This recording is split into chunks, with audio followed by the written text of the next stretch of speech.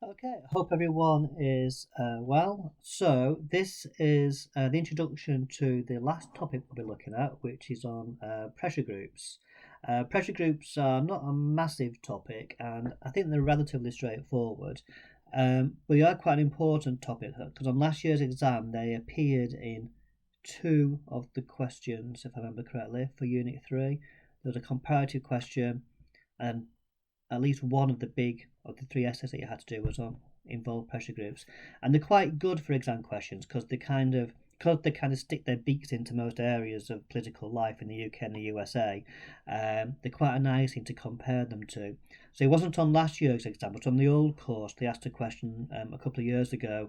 Um, I can't remember exactly what it was, but it was along. It was comparing pressure groups and political parties as to which one does the role better. I think it was on the lines of, do pressure groups perform the role of political parties better than parties do or something? So you had to do things like, well, parties are supposed to represent people. How do parties do that compared to pressure groups? And do pressure groups do it better? Um, Bringing up issues for politicians, do parties do it better than pressure groups? That type of stuff.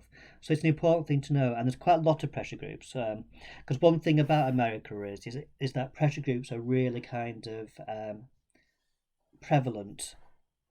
There's a cultural thing. America has always had lots of pressure groups because it's always been used to democracy or a form of democracy, and because it was built on these ideas of freedom and stuff. Pressure groups have really been an important role of American politics. I mean, there was I think it's called de Tocqueville or something, back in like 1800s. He kind of commented about how many, he didn't call them pressure groups, like common interest groups, I think he called them, there were in America.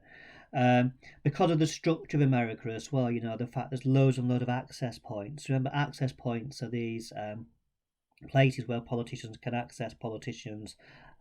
So, for example, like in the UK, before you had devolution, we were much more limited. You basically had Parliament and you had the executive. And then you had local councils, where today, of course, you've got devolution and all the rest of it. But in America, there's always been lots of access points. Like you've got the Senate has got certain roles and functions which attract pressure groups. The House of Representatives, with their frequent elections, are attractive to certain pressure groups. You have things like the executive, which is elected separately, can be quite attractive for pressure groups. Then you've got the federal government and the states. You've got every single state. So there's lots and lots of pressure groups in America, lots and lots of access points. And then just culturally, Americans are just very keen to get involved in pressure group activity and have their views heard. So there's structural and there's cultural reasons really behind pressure group activity in America. So it is an important topic to know.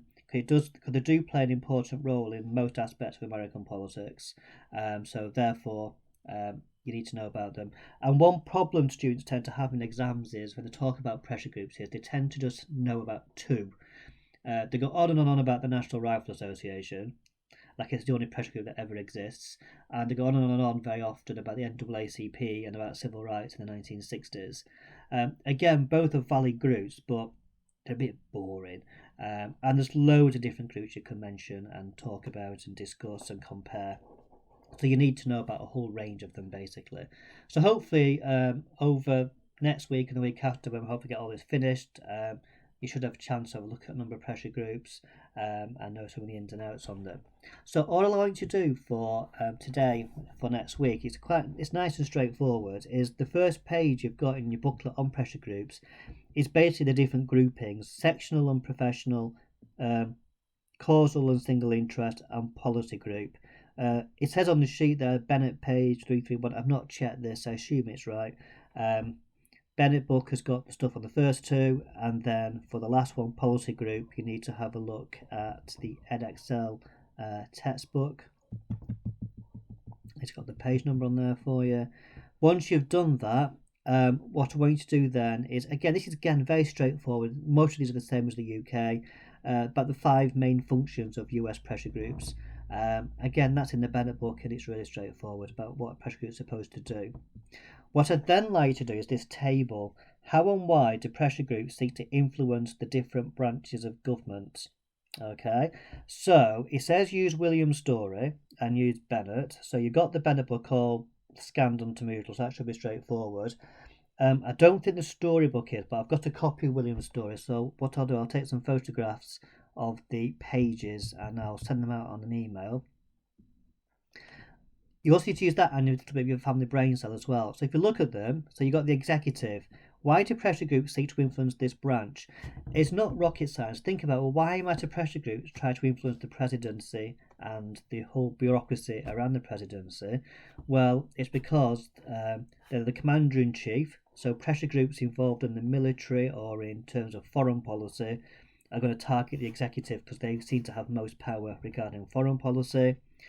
The president, if you think about it, he sets the policy agenda, i.e. the Trump administration's agenda, was very different to the Obama agenda.